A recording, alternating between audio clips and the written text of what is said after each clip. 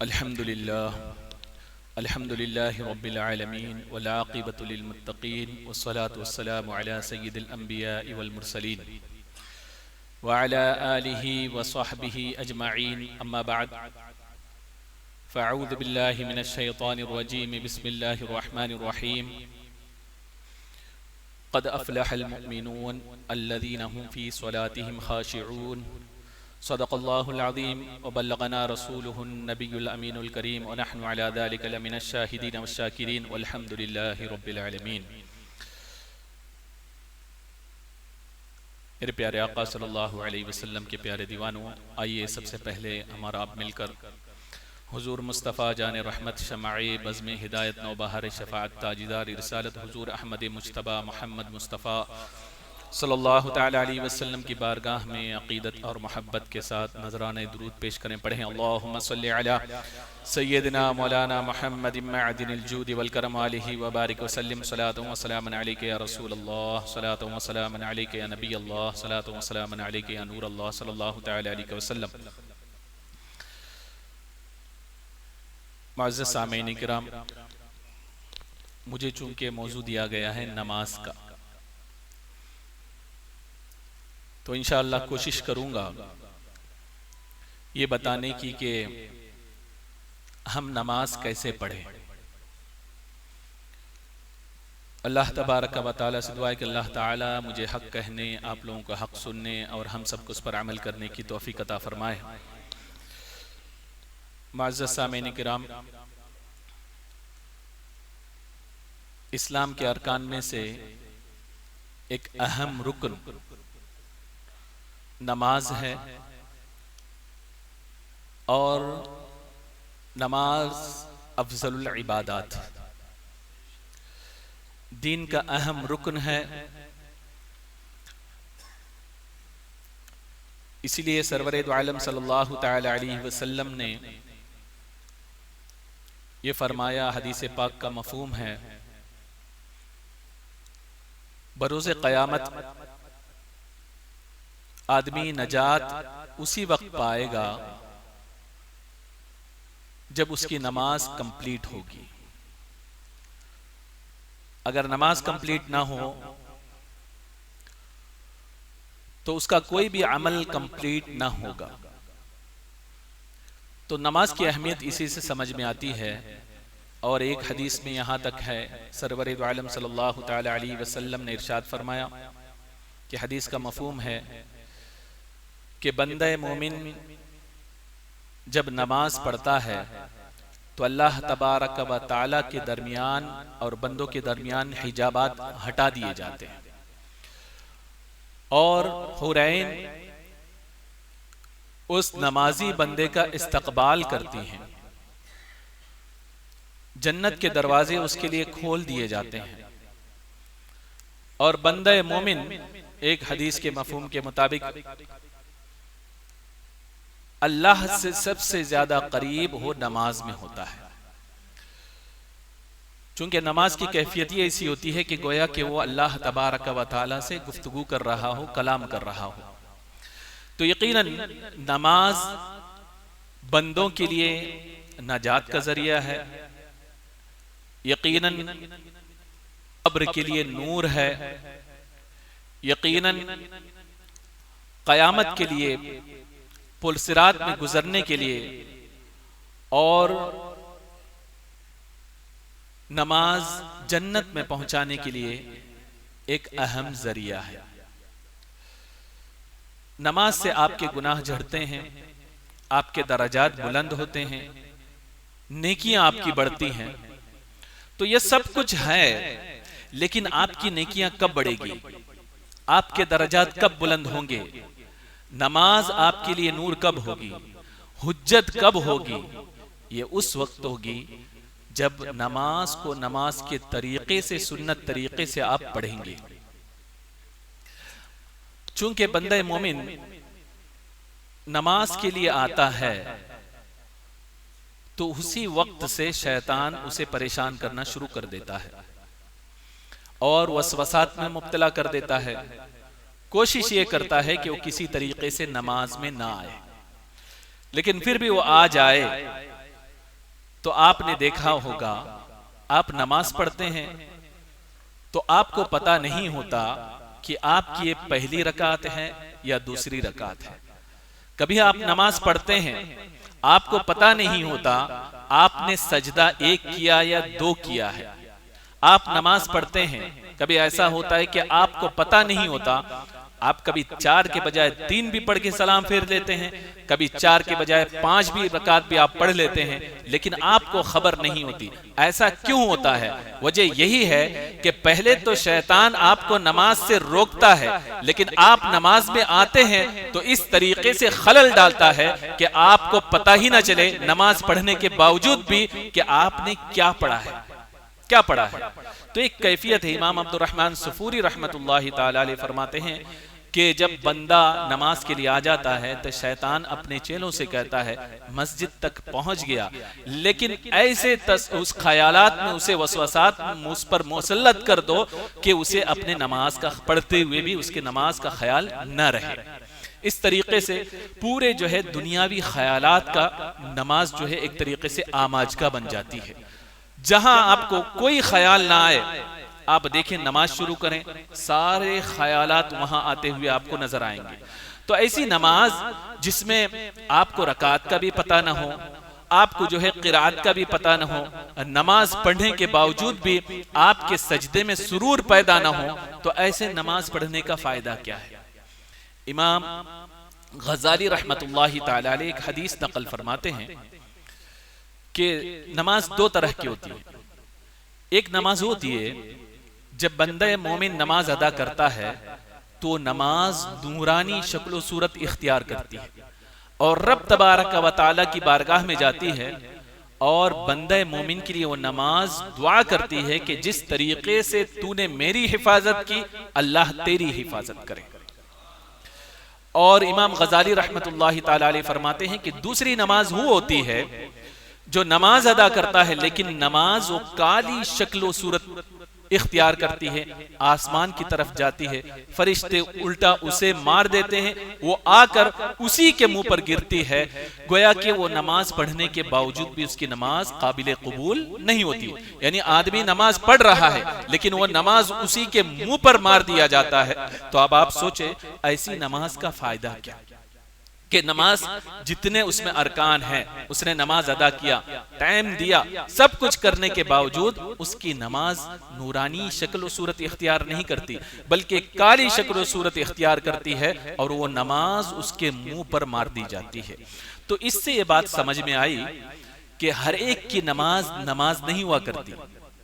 کچھ لوگوں کی نماز واقعتاً نماز ہوتی ہے جو اللہ تبارک و تعالی کی بارگاہ میں قبول ہوتی ہے, اور کچھ نمازیں ایسی ہوتی ہیں نماز پڑھنے کے باوجود بھی وہ قابل قبول نہیں ہوتی.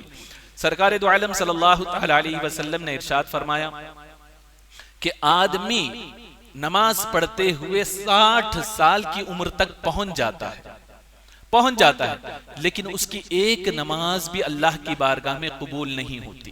اب سوچیں پوری زندگی نماز میں لگا دیا, وہ نماز پڑھتا رہا 5 وقت, لیکن سرکار فرماتے ہیں 60 سال تک وہ پڑھتا رہا لیکن اس کی ایک نماز بھی قابل قبول نہیں ہوئی.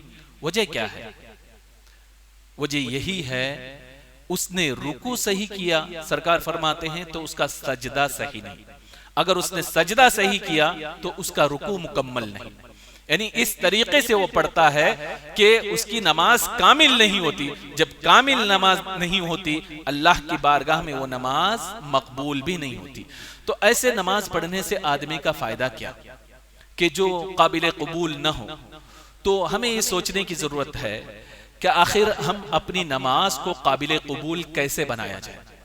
یہی وجہ ہے کہ ہمارے حافظ صادق صاحب قبلہ نے اسی وجہ سے نماز کورس کا اعلان کیا تاکہ آپ زندگی میں نماز پڑھتے رہیں. تو ایسا نہ ہو کہ 60 سال 70 سال کی عمر کو پہنچ جائیں اور آپ کی ایک بھی نماز قبول نہ ہو. اللہ نہ کرے, اللہ تعالی ہم سب کی نمازیں قبول کرے. اللہ تبارک و تعالی ہمیں توفیق دے جو نماز کا جو حق ہے اس طریقے سے ادا کرے. تو اب درود شریف پڑھیں، اللہم صلی علی سیدنا مولانا محمد معدن الجود والکرم وآلہ وبارک وسلم صلاۃ و سلام علیک یا رسول اللہ صلی اللہ تعالی علیہ وسلم۔ تو نماز کی کیفیت کیا ہونی چاہیے؟ امام غزالی رحمۃ اللہ تعالی علیہ ارشاد فرماتے ہیں، حضرت حاتم اصم رضی اللہ تعالی عنہ سے کسی نے پوچھا، ان کے مرید نے، آپ نماز کیسے ادا کرتے ہیں؟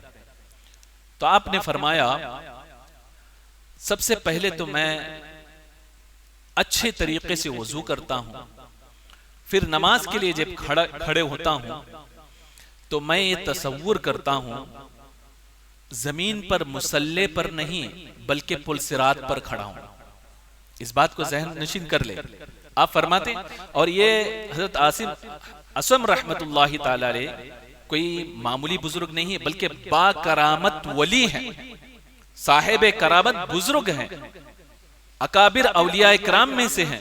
آپ فرماتے ہیں کہ نماز پڑھتا ہوں تو مصلی پر نہیں، ایسا تصور کرتا ہوں کہ میں پل صراط پر کھڑا ہوں اور یہ سوچتا ہوں کہ رب کی بارگاہ میں کھڑا ہوں، اور پھر میں اللہ اکبر کہتا ہوں تو میرے ذہن میں یہ تصورات ہوتے ہیں کہ میرے رائٹ سائیڈ میں جنت ہے اور لیفٹ سائیڈ میں جہنم ہے، اور کھڑا کس پہ ہوں؟ پل صراط پہ ہوں، اور میں یہ سوچتا ہوں کہ میرے پیچھے ملک الموت ہے، یعنی کبھی بھی میری روح قبض ہو سکتی ہے۔ تو اس طریقے سے میں نماز ادا کرتا ہوں خشوع و خضوع کے ساتھ، اور نماز مکمل کرتا ہوں۔ تو کسی نے آپ سے پوچھا کہ آپ اس طریقے سے کتنے سالوں سے نماز ادا کر رہے ہیں؟ تو حضرت حاتم اصم رضی اللہ تعالی عنہ نے ارشاد فرمایا، 30 سال سے میری یہی کیفیت ہے کہ میں یہی سوچ کر کہ اللہ مجھے دیکھ رہا ہے، ملک الموت میرے پیچھے ہے، رائٹ سائیڈ میں جنت ہے، لیفٹ سائیڈ میں جہنم ہے، اور پل صراط پہ کھڑے ہو کر پڑھتا ہوں۔ 30 سال سے میری یہی کیفیت ہے، لیکن اس کے باوجود بھی میں اللہ سے ڈرتا ہوں کہ ایسا نہ ہو کہ میری نماز میری منہ پر مار دی جائے۔ آپ سوچیں کہ جو با کرامت ولی ہو، اس کی نماز کی کیفیت ایسی ہو، خشوع و خضوع کے ساتھ پڑھتا ہو، تو کیا اس کی نماز قبول نہیں ہوگی؟ یقیناً قبول ہوگی، لیکن قبول ہونے کے باوجود وہ کیا سمجھتے ہیں؟ اپنی نمازوں میں وہی سوچتے ہیں کہ ایسا نہ ہو کہ کوئی سنت چھوٹ گئی ہو، کہ ایسا نہ ہو نماز کے ارکان میں سے کسی میں نے غفلت برتی ہو، کہ ایسا نہ ہو کہ کوئی جو ہے مستحبات میں سے کوئی چیز چھوٹی ہو اور اللہ کی بارگاہ میں مقبول نہ ہو۔ جب ان کی نمازوں کا یہ حال ہے، اس کے باوجود بھی تصور یہ ہے کہ پتہ نہیں ہماری نماز قبول ہوئی یا نہیں، تو اب آپ خود سوچیں، ہم اپنی نماز ادا کرنے کے بعد ہمیں کیا سوچنا چاہیے؟ کیا سوچنا چاہیے؟ ہم نے فجر کی نماز پڑھ لی اور اتفاق سے کوئی حاضر نہیں ہوا تو ہم اسے ملامت کرنے لگتے ہیں۔ ہم نماز کچھ دیر سے پڑھتے ہیں اور کوئی جو ہے جلدی میں پڑھ لیتا ہے، پڑھنا تو نہیں چاہیے، تو ہم اسے حقیر سمجھنے لگتے ہیں۔ یقیناً مسجد میں دیر سے آنا اور جلدی نکل جانا یہ منافق کی علامت میں سے ایک علامت سرکار دو عالم صلی اللہ علیہ وسلم نے فرمایا۔ تو مسجد میں جلدی آنے کی عادت ہونی چاہیے اور دیر سے جانے کی عادت ہونی چاہیے۔ ہاں، اگر کوئی کام ہو تو کوئی اور بات ہے، یہ عذر ہے۔ تو بتانا یہ ہے کہ بندہ مومن کو کیا کرنی چاہیے؟ اپنی عبادت کی، اپنی نماز کی فکر کرنی چاہیے۔ یہی امام غزالی رحمت اللہ تعالی علیہ ایک اور روایت نقل فرماتے ہیں۔ اس سے میں آپ کو یہ ذہن دینا چاہتا ہوں کہ نماز کی آپ کو کتنی فکر ہونی چاہیے۔ جب آپ کو فکر ہوگی تبھی آپ صحیح ڈھنگ سے نماز پڑھنے کی کوشش کریں گے۔ تو ایک بزرگ تھے، ان کا کام تھا کپڑا بننا، کپڑا بنانا، وہ اس میں اسپیشلسٹ تھے۔ تو ایک مرتبہ انہوں نے سوچا کہ ایسا خوبصورت کپڑا میں تیار کروں گا، بنوں گا کہ مارکیٹ میں اس کی مثال نہ ہو، ایسا کپڑا میں بناؤں گا۔ تو انہوں نے کئی ہفتے لگا کر ایک کپڑا، ایک تھان انہوں نے تیار کی۔ ہر کرنے کے بعد وہ مارکیٹ میں لے کر آئے۔ ایک بزنس مین ملا، اس نے جب اس کو جانچا، کہا کتنے درہم؟ تو انہوں نے کہا اتنے۔ کہا کہ نہیں، اتنا میں نہیں دے سکتا، جو آپ بتائے ہیں، اس لیے کہ اس لائق نہیں ہے کہ جو آپ نے قیمت مانگی ہے کہ اتنا دیا جائے۔ تو آپ نے پوچھا آخر وجہ کیا ہے؟ تو اس نے پورے تھان کو کھولا، کھولنے کے بعد اس نے کہا یہاں یہ چیز کمی ہے، یہاں یہ کمی ہے، یہاں یہ کمی ہے، یہاں سٹریٹ نہیں ہے، یہاں ذرا ٹیڑھا ہو گیا ہے، اور یہاں ذرا جو ہے گیپ ہو گیا ہے۔ الغرض اس نے بہت ساری کمیاں اس بزنس مین نے بتا دی۔ کہا کہ اتنی کمی ہونے کے باوجود میں آپ کو جو آپ بتا رہے ہیں وہ ریٹ کیسے میں دے سکتا ہوں؟ تو آپ نے کپڑوں کو سمیٹا، ایک طرف بیٹھ کر رونے لگے، زاروں قطار رونے لگے۔ اب جو بزنس مین تھا وہ رحم دل تھا، اس نے سوچا اس قدر رو رہے ہیں، تسلی دی، آپ روئے نہ بلک بلک کر، جو آپ نے دام بتایا چلو میں اس میں خرید لیتا ہوں تاکہ آپ کو تسلی ہو جائے۔ اس نے سوچا کہ یہ غریب آدمی ہوں گے تاکہ ان کا معاش کا ایک ذریعہ ہے یہ، تو میں مکمل ریٹ دے دیتا ہوں، میں اب نقصان برداشت کر لوں گا۔ تب وہ بزرگ نے جو کہا اس کو آپ اپنے ذہن میں رکھیں۔ وہ بزرگ فرماتے ہیں کہ میں اس لیے نہیں رو رہا ہوں کہ تو نے ریٹ کم بتایا، دام کم دینے کی بات کی، بلکہ میں اس لیے رو رہا ہوں کئی ہفتے لگا کر میں نے ایک کپڑا تیار کیا، اور ایک میں ماہر کاریگر ہوں، اور میں نے اس کو بناتے وقت ہر لحاظ سے خیال کیا کہ کہیں کوئی کمی نہ رہنے پائے، کوئی گیپ نہ چھوٹنے پائے، دھاگا جو ہے اس میں ٹیڑھا نہ ہونے پائے، کسی قدر کوئی کمی کی گنجائش ہی نہ رہے جو ڈیفالٹ کی صورت ہو۔ تو میں نے اس طریقے سے محنت کر کے ایک کپڑا بنایا تاکہ کوئی کمی کی گنجائش ہی نہ رہے، اور میں جو قیمت مانگوں وہ قیمت ادا کرے بزنس مین اور تاجر۔ لیکن یہاں آنے کے بعد پتا چلا جو کپڑا میری نظر میں مکمل تھا وہ کپڑا تیری نظر میں ناقص۔ تو مجھے بات یہ سمجھ میں آئی کہ ہم اپنے آپ کو بڑا تصور کریں، ہم اپنی چیز کو جو ہے کامل تصور کریں، ہم اپنی چیز کو جو ہے مکمل تصور کریں، لیکن جب بڑے کی چیز جو ماہر ہوتا ہے اس کے پاس وہ چیز جاتی ہے تو ہم اگرچہ مکمل سمجھے، لیکن ایک ماہر شخص اس میں 10 کمی نکال سکتا ہے۔ تو اسی پر میں نے اپنی عبادت کو قیاس کیا۔ میں نماز تو پڑھتا ہوں اسے کامل سمجھتا ہوں، میں عبادت تو کرتا ہوں اسے کامل سمجھتا ہوں، میں تسبیحات تو پڑھتا ہوں اسے کامل سمجھتا ہوں، لیکن احکم الحاکمین کے بارگاہ میں یہ ساری عبادتیں جائیں گی تو پتہ نہیں کتنی کمیاں نکلیں گی۔ کہیں ایسا نہ ہو کہ یہ میری عبادتیں میری منہ پر مار دی جائے۔ تب آپ سوچیں وہ بزرگ انہوں نے کپڑے کی کمی سے عبادت کو قیاس کیا، قیاس کر کے اپنی عبادت کو سدھارنے کی انہوں نے کوشش کی۔ ایسے ہی جب تک کہ آپ کے ذہن میں یہ بات نہیں آئے گی کہ میری نماز کیا مکمل ہے، کہیں ایسا تو نہیں رکوع میں کچھ کمی ہو، کہیں ایسا تو نہیں سجدے میں کچھ کمی ہو، کہیں ایسا تو نہیں کہ میں جو قرآت کر رہا ہوں اس میں کمی تو نہیں، تو اس طریقے سے اگر آپ سوچیں گے، اپنے آپ کی نماز کا آپ معائنہ کریں گے تو تبھی جا کے آپ کی نماز مکمل ہوگی۔ بہت ساری باتیں ایسی ہوتی ہیں، آدمی وضو کرتا ہے مثال کے طور پر، تو وہ اپنے وضو کو مکمل سمجھتا ہے، لیکن کوئی نہ کوئی بات ایسی ہوتی ہے کہ جس کی وجہ سے اس کا وضو ہی نہیں رہتا۔ مشکاہ شریف میں ایک حدیث ہے، سرور دو عالم صلی اللہ علیہ وسلم ایک جنگ کے لیے تشریف لے جا رہے تھے، تو نماز کا وقت قریب ہوا، کم وقت بچا تھا، تو سرکار نے نماز پڑھنے کی تیاری کرنے کا حکم دیا۔ ایک صحابی رسول وضو کرنے کے لیے آگے بڑھے سرکار کے آگے، اور انہوں نے جلدی جلدی وضو کرنا شروع کیا، تو سرکار ان کے وضو کو نوٹ کر رہے تھے، دیکھ رہے تھے۔ تو جب وہ وضو سے فارغ ہوئے تو سرکار دو عالم صلی اللہ تعالی علیہ وسلم نے ایک جملہ ارشاد فرمایا، وَيْلٌ لِلْأَعْقَابِ مِنَ النَّارِ، کہ جہنم کا حصہ ہے جو جس حصے میں وضو کے جو قطرات جہاں لگنا ضروری ہے وہاں نہ لگے، یعنی ان کے پیر کا جو پیچھے کا حصہ تھا تو اس حصے میں وہ پیچھے کے حصے میں پانی نہیں لگاتا، سرکار نے اسے دیکھا تو فرمایا وَيْلٌ لِلْأَعْقَابِ مِنَ النَّارِ، یعنی وہ حصہ جہاں وضو کا قطرات جہاں پانی لگنا ضروری ہے نہ لگے، وہ حصہ جہنم کا حقدار ہے۔ اب آپ سوچیں، تو پتہ دوسرے کے دیکھنے سے اس بات کا پتہ چلتا ہے کہ آپ کے وضو میں کیا کمی ہے، آپ کی نماز میں کیا کمی ہے، یا خود آپ غور کریں کہ میری نماز میں کیا کمی ہے، تبھی آپ کو بات سمجھ میں آئے گی۔ لیکن آپ دوسروں کی نماز دیکھ کے یا اپنے طور پر جو آپ نے نماز سیکھا ہے اس طریقے سے نماز پڑھنے لگے اور اپنی نماز کو کامل سمجھنے لگے تو یقیناً آپ کی نماز کبھی کامل نہیں ہو سکتی۔ جب تک کہ آپ سوچیں کہ میری نماز جو ہے دوسرا دیکھیں، یا یہ ہے کہ میری نماز خود غور کریں کہ میں واجبات جو نماز کے ہیں اس کو ادا کرتا ہوں یا نہیں، فرائض جو نماز کے ہیں اس کو صحیح ڈھنگ سے ادا کرتا ہوں یا نہیں، یا سنت جو ہے اس کو صحیح ڈھنگ سے ادا کرتا ہوں کہ نہیں، جب تک کہ ان سارے معاملات کو آپ نہ دیکھیں اس وقت تک جو ہے آپ کی نماز مکمل نہیں ہو سکتی۔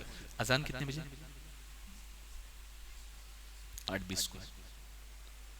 ایک مرتبہ درود شریف پڑھیں۔ اللہم صلی علی سیدنا مولانا محمد معدن الجود والکرم وآلہ وبارک وسلم صلاة و سلام علیک یا رسول اللہ صلی اللہ تعالی علیہ وسلم۔ تو بتانے کا مقصد یہ ہے کہ آدمی نماز کو سیکھے، اگر اپنے طور پر وہ پڑھنا چاہے پڑھتا رہے گا، بہت ساری کمیاں اس نماز میں ہوگی، اپنی پوری زندگی گزر جائے گی لیکن اس کی نماز نہیں رہے گی۔ تو نماز کیسے پڑھے؟ قرآن مجید میں آیا قد افلح المؤمنون الذین هم فی صلاتهم خاشعون، کامیاب ہیں وہ مومنین جنہوں نے اپنی نمازوں کو خشوع و خضوع کے ساتھ ادا کیا، خشوع و خضوع کے ساتھ ادا کیا، تو وہی مومنین کامیاب ہیں۔ یعنی ہر نماز کے لیے یہ دلیل نہیں کہی گئی، بلکہ جو خاشع ہو، خشوع و خضوع کے ساتھ جو نماز پڑھے تو وہی نماز جو ہے کامیابی کا ذریعہ ہے۔ اب یہ خاشع کیسے کہتے کس کو ہیں؟ حضرت ابن عباس رضی اللہ تعالی عنہ نے خاشعون کی تفسیر ساکنون سے کیا ہے، یعنی آدمی جب نماز پڑھے تو اس کا پورا بدن جو ہے پرسکون رہے۔ اور ایک حدیث میں یہ بھی ہے کہ جس کی تشریح میں حضرت ابن عباس رضی اللہ تعالیٰ عنہ نے یہ فرمایا خاشعون کے، یعنی آدمی نماز میں جو حرکتیں ہیں رکوع و سجدہ اور اس کے علاوہ جو ہاتھ اٹھانے کے، رفع دین کے، اس کے علاوہ کوئی حرکت نہ کرے۔ سرکار دو عالم صلی اللہ تعالی علیہ وسلم نے ایک شخص کو دیکھا کہ وہ اپنی داڑھی سے کھیل رہا ہے۔ دوسری حدیث میں ہے سرکار دو عالم صلی اللہ علیہ وسلم نے ایک شخص کو دیکھا کہ جو نماز میں اوپر دیکھ رہا ہے۔ تو سرکار دو عالم صلی اللہ تعالی علیہ وسلم نے ارشاد فرمایا کیا یہ شخص اللہ سے ڈرتا نہیں کہ ایسا نہ ہو کہ اس کی آنکھیں اچک لی جائے۔ تو اس حدیث سے یہ بات سمجھ میں آتی ہے کہ نماز کے لیے بندہ مومن آئے تو ادھر ادھر بلا وجہ نہ دیکھیں۔ اور ایک حدیث میں ہے درود شریف پڑھیں اللہم صلی علی سیدنا مولانا محمد معدن الجود والکرم وآلہ وبارک وسلم صلاة و سلام علیک یا رسول اللہ صلی اللہ تعالی علیہ وسلم۔ ایک صحابی رسول مسجد نبوی میں آئے، انہوں نے نماز ادا کی، سرکار دو عالم صلی اللہ تعالی علیہ وسلم ان کی نماز کو ملاحظہ فرما رہے تھے۔ اور جب نماز ادا کرنے کے بعد سرکار کے پاس حاضر آئے تو سرکار دو عالم صلی اللہ علیہ وسلم نے ارشاد فرمایا ارجع فصلی فإنک لم تصلی، لوٹ جاؤ نماز ادا کرو، تم نے نماز ہی ادا نہیں کی۔ وہ صحابی رسول گئے، دوبارہ انہوں نے نماز ادا کی، نماز ادا کرنے کے بعد پھر سرکار کی بارگاہ میں آئے، پھر سلام کیا، سرکار نے وہی جملہ دہرایا ارجع فصلی فإنک لم تصلی، لوٹ جاؤ تم نماز ادا کرو، تم نے نماز ہی ادا نہیں کی۔ دوسری مرتبہ بھی انہوں نے نماز ادا کی، پھر سرکار دو عالم صلی اللہ علیہ وسلم کے پاس آئے، پھر آپ نے وہی جملہ دہرایا اور انہوں نے اس طریقے سے نماز ادا کی۔ پھر وہ آئے، سرکار نے وہی جملہ ارشاد فرمایا تو انہوں نے عرض کیا رسول اللہ صلی اللہ علیہ وسلم دو تین مرتبہ نماز ادا کر چکا ہوں، پھر بھی آپ ارشاد فرما رہے ہیں کہ تم نے نماز ہی ادا نہیں کی، تم جاؤ نماز ادا کرو۔ آخر کون سی کیفیت ایسی ہے کہ جس طریقے سے میں نماز ادا کروں؟ آپ مجھے کمی تو بتائیں اور نماز کا طریقہ تو بتائیں۔ تو سرکار دو عالم صلی اللہ تعالی علیہ وسلم نے ارشاد فرمایا کہ تم نماز کے لیے کھڑے ہو جاؤ یہاں تک کہ تمہیں اطمینان ہو جائے، کھڑے ہونے میں اطمینان ہو جائے، اور جب رکوع کی باری آئے تم رکوع کرو یہاں تک کہ تمہیں رکوع میں اطمینان ہو جائے، اور پھر جو ہے تم سجدہ کرو، سرکار فرماتے ہیں سجدے میں تمہیں اطمینان ہو جائے۔ تو سرکار نے سارے ارکان بتا دیے کہ تم اس طریقے سے ادا کرو کہ ہر رکن میں تمہیں اطمینان ہو جائے، اس کے بعد تم جو ہے اس رکن سے ہٹو۔ تو یہ اطمینان کے ساتھ نماز پڑھنا اصلاً یہی خشوع و خضوع ہے۔ اور جلدی نماز پڑھنے کے تعلق سے سرکار دو عالم صلی اللہ تعالی علیہ وسلم نے ارشاد فرمایا کہ تم ایسی نماز ادا نہ کرو، ایسا سجدہ نہ کیا کرو جس طریقے سے چڑیا دانا چگتی ہے۔ آپ نے برڈز کو دیکھا ہوگا، اس کے سامنے آپ دانے ڈالو، وہ کیا کرتی ہے؟ جلدی چگتی ہوئی نظر آتی ہے۔ تو سرکار دو عالم صلی اللہ علیہ وسلم نے ارشاد فرمایا ایسے سجدہ نہ کیا کرو، ایسے نماز نہ ادا کیا کرو جس طریقے سے چڑیا دانا چگتی ہے۔ تو نماز اطمینان کے ساتھ بندہ مومن کو ادا کرنا چاہیے، اور اس طریقے سے ادا کرے کہ آدمی کو ہر رکن میں اطمینان ہو جائے، اور جو پڑھ رہا ہو اس پر توجہ کرے تو انشاءاللہ تبارک و تعالی اس کی نماز کامل ہو جائے گی۔ اور سب سے پہلی چیز نماز میں آئے تو شیطان جو ہے آپ کو وضو سے ہی وسوسہ ڈالنا شروع کرتا ہے، اور حدیث پاک میں اس شیطان کو جو وضو میں وسوسہ ڈالتا ہے اس کا نام سرکار نے فرمایا بلحان، نام بھی بتا دیا سرکار دو عالم صلی اللہ علیہ وسلم۔ وہیں سے وہ وسوسہ ڈالنا شروع کرتا ہے۔ آپ وضو کرتے ہیں تو کبھی جو ہے آپ تمہارا وضو مکمل نہیں ہوا، دوبارہ دھلو، اس طریقے سے وسوسہ ڈالنا شروع کرتا ہے۔ تو امام عشق و محبت امام احمد رضا خان فاضل بریلوی رضی اللہ تعالیٰ عنہ نے خشوع و خضوع کے ساتھ نماز پڑھنے کے لیے کئی ایک آپ نے ترتیب بتائی ہے۔ تو اس میں ایک وسوسے کو دفع کرنے کا طریقہ آپ نے یہ بتایا کہ آدمی جو ہے اعوذ باللہ من الشیطان الرجیم پڑھ کر اپنے لیفٹ سائیڈ میں تھوکے، لیکن مسجد میں تھوکے نہیں، مسجد میں نہیں، باہر ہو، یا مسجد میں ہو تو آپ تھوک کریں، اتنا کر سکتے کہ تھوک آپ کی باہر نہ ہو، تاکہ یہ شیطان کو ایک دور کرنے کا ایک طریقہ ہے۔ اور پھر جب نماز کے لیے آپ کھڑے ہوں تو سب سے پہلے آپ یہ سوچیں کہ میں کھڑا ہوں تو کس کے سامنے کھڑا ہوں۔ یہ جب تصور ہوگا، ہم سوچتے ہیں نا اللہ اکبر، اس کی میننگ کو آپ سمجھیں۔ اکبر مانے سب سے بڑا، تو ہم یہ تصور کریں میرا وہ رب ہے اس سے بڑھ کر کوئی نہیں، اس کا کوئی شریک نہیں، نہ ہی صفات میں نہ ہی ذات میں۔ جب بڑے کا تصور ذہن میں آتا ہے تو آدمی جو ہے کنسنٹریٹ کرنے لگتا ہے۔ مثال کے طور پر میں آپ کو سمجھا دوں، ایک بچہ اپنے باپ سے ڈرتا ہے لیکن اسے سگریٹ کی عادت ہے بچے کو، تو اب آپ خود سوچیں کہ جب باپ سے ڈر ہے، باپ کے سامنے وہ سگریٹ نہیں پی سکتا، تو جب باپ آ جائے تو کیا کرے گا؟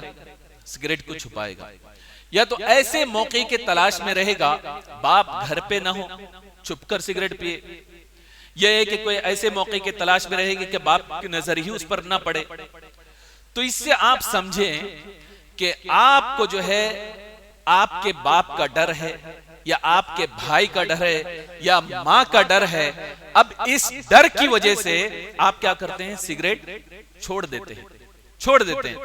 ایسے ہی جب اللہ تبارک و تعالی کا خیال، یعنی آپ یہ سوچیں گے میں کسی اور کی بارگاہ میں نہیں، وہ رب العالمین ہے، وہ خالق کائنات ہے، ہم کچھ بھی کریں اللہ تبارک و تعالی ہمیں دیکھ رہا ہے، تو جب یہ تصور ذہن میں ہوگا تو آپ کے خیالات بٹیں گے نہیں، بلکہ آپ نماز میں کنسنٹریشن کے ساتھ پڑھنے کی کوشش کریں گے۔ تو سب سے پہلی چیز آپ کو نماز پڑھنی ہے، اس نماز میں کیا کرنا ہے؟ اپنے خیالات کو جو ہے سب کو دنیاوی خیالات کو چھاٹنے کی کوشش کرنی ہے، اور اس کے بعد جو ہے یہ سوچنا ہے کہ میں نے احکم الحاکمین کے سامنے کھڑے ہونا ہے۔ جب یہ تصور کریں گے تو دوسرے خیالات آپ کے چھٹتے ہوئے نظر آئیں گے۔ اور جب آپ کھڑے ہوئے اطمینان کے ساتھ قرات کریں، اور اس طریقے سے قرات کریں کہ آپ خود سن سکیں، تو کنسنٹریشن کا ایک اہم ذریعہ، اور جو ہے یہ جو ہے واجب ہے کہ اگر آدمی اس طریقے سے نہیں پڑھے گا تو اس کی نماز نہیں ہوگی۔ یعنی امام کے پیچھے نہیں، تنہا، یعنی پڑھنے کی قرآت کی صورت یہی ہے کہ آدمی پڑھے تو خود سن سکے، اس قدر نہیں ہے کہ بازو والا ڈسٹرب ہو جائے، یعنی خود سننے کی صورت یہ ہونی چاہیے۔ اور پھر ایک صورت یہ ہے کہ جتنے 10 سورے آپ پڑھتے ہیں اس کا ٹرانسلیشن آپ کنز الایمان سے دیکھ لیں کہ سورۃ الفاتحہ پڑھتا ہوں تو اس کی میننگ یہ ہے، سورۃ الفیل پڑھتا ہوں اس کی میننگ یہ ہے۔ علامہ غلام جیلانی میرٹھی رحمت اللہ تعالی علیہ فرماتے ہیں کہ آدمی جب ترجمے پہ غور کرتا ہے تو وہ اس کا کنسنٹریشن بڑھتا نہیں، وہ توجہ کے ساتھ نماز پڑھ سکتا ہے۔ تو اس طریقے سے آپ نماز پڑھنے کی کوشش کریں، ہر رکن کو جو ہے سنت کے مطابق ادا کریں، یہ انشاءاللہ تبارک و تعالی حافظ صادق صاحب نماز کورس میں آپ کو سب بتائیں گے، اور اس طریقے سے آپ مکمل آپ پڑھیں، پریکٹیکلی یہ بتائیں گے، چونکہ میرے پاس وقت نہیں ہے، بتائیں گے اس طریقے سے آپ کو پڑھنا ہے۔ پھر بھی آپ سوچیں گے کہ ہم کنسنٹریشن کرتے ہیں، ہم یہ تصور کرتے ہیں کہ میرا رب مجھے دیکھ رہا ہے، ہم یہ سوچتے ہیں کہ ہم اس بات کا خیال رکھتے ہیں کہ شیطان کے خیالات، شیطان وسوسہ ہم پر نہ ڈالے، وہ ہم پر حاوی نہ ہو، اس کے باوجود بھی خیالات آتے رہتے ہیں۔ ان خیالات کے ساتھ ہم نماز پڑھیں گے تو کیا ہماری نماز قابل قبول ہوگی؟ تو ہم کیا کریں؟ خیالات کو ہٹانے کے باوجود بھی طرح طرح کے خیالات آتے رہیں تو ہم ایسی نماز پڑھنے سے فائدہ کیا؟ تو میں آپ کو بتاتا چلوں ایک مثال کے ذریعے، ایک حکایت کے ذریعے ہمیں کرنا کیا چاہیے۔ کوشش تو یہ کرنی چاہیے کہ خیالات ہٹیں، لیکن آپ جتنا زیادہ خیالات کی طرف دباؤ ڈالو گے شیطان اتنا حملہ آور ہوگا، اتنا زیادہ خیالات لا کے آپ کے دماغ میں بٹھا دے گا۔ تو ایک شخص تھا، وہ پیر صاحب کے پاس آیا اور کہنے لگا میں نماز میں کنسنٹریشن کرنے کی کوشش کرتا ہوں، خیالات نہ بٹے اور خشوع و خضوع کے ساتھ نماز پڑھوں، لیکن ہر طریقے کی میں نے کوشش کی، لیکن اس کے باوجود بھی آپ ادھر اس طرف درود شریف پڑھیں۔ اللہم صلی علی سیدنا مولانا محمد معدن الجود والکرم علیہ وبارک وسلم، صلاۃ و سلام علیک یا رسول اللہ صلی اللہ علیہ وسلم۔ ابھی سے آپ کے خیالات بٹھنا شروع ہو گئے۔ میں یہی بتا رہا ہوں کہ کس طریقے سے آپ خیالات کو کنٹرول کریں۔ تو کنٹرول کرنے کا طریقہ یہ ہے کہ آزو بازو میں کچھ بھی ہو آپ یہ سوچیں کہ مجھے نہیں دیکھنا، تبھی آپ کنٹرول کر سکتے ہیں۔ تو اس میں اس پیر صاحب سے اس نے مرید نے کہا کہ بارہا میں کنٹرول کرنے کی کوشش کرتا ہوں لیکن اس کے باوجود بھی کنٹرول نہیں ہوتا۔ تو جب کنٹرول نہیں ہوتا ایسے خیالات والے نماز پڑھنے سے فائدہ کیا؟ اللہ قبول نہیں کرے گا، میرے منہ پہ مار دے گا، تو اس سے اچھا ہے کہ میں نماز ہی نہ پڑھوں۔ تو پیر صاحب نے کہا نہیں، نماز پڑھ، تو ایک بات بتا تجھے کھانے کے لیے کون سی چیز پسند ہے؟ تو اس نے کہا کھانوں میں سب سے زیادہ مجھے بریانی پسند ہے۔ تو آپ نے فرمایا کہ وہ بریانی تیرے سامنے رکھی ہو اور تیرے ارد گرد بھی یعنی مکھی بہت سارے بناتے ہوں تو تم اس کو کیا کرو گے؟ کھانا چھوڑ دو گے، تیری پسندیدہ چیز کو تم چھوڑ دو گے اور چلے جاؤ گے، بھوکے رہو گے؟ تو اس نے کہا نہیں، جب مجھے پسند ہے وہ چیز تو میں اس کو ہٹانے کی کوشش کروں گا اور کھانے کی کوشش کروں گا۔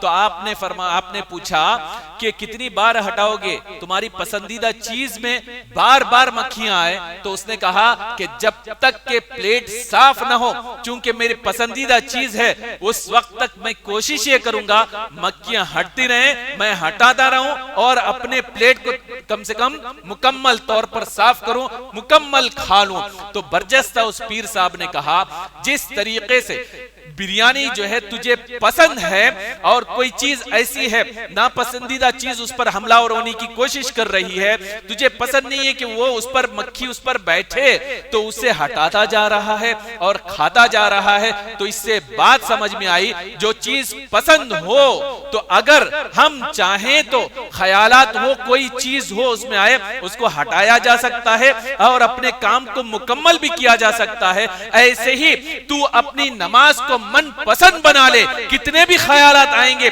تو چھاٹتا رہے گا اور تیری نماز مکمل کرتا رہے گا۔ تو بات یہ سمجھ میں آئی۔ تو انہوں نے پھر یہ فرمایا اس طریقے سے تو نماز پڑھے گا تو ایک دن وہ آئے گا کہ شیطان تنگ آ جائے گا، تو ہار نہیں مانے گا، نماز تیرے لیے پسندیدہ ہو جائے گی، تو یہی پسند ہونا اللہ تبارک و تعالی تیری نیت کی وجہ سے تیری نمازوں کو پورے طریقے سے قبول فرما لے گا، قبول فرما لے گا۔